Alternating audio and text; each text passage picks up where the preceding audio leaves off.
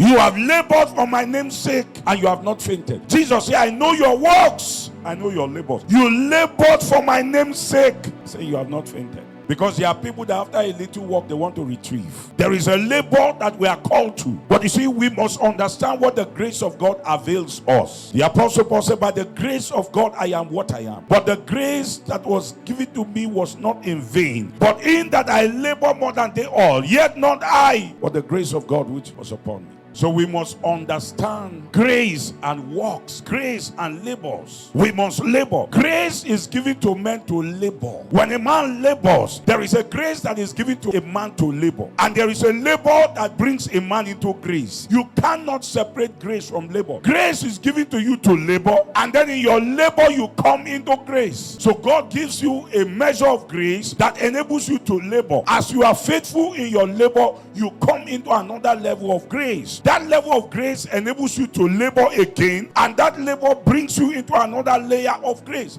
So in our walk with God, we cannot separate grace from labor.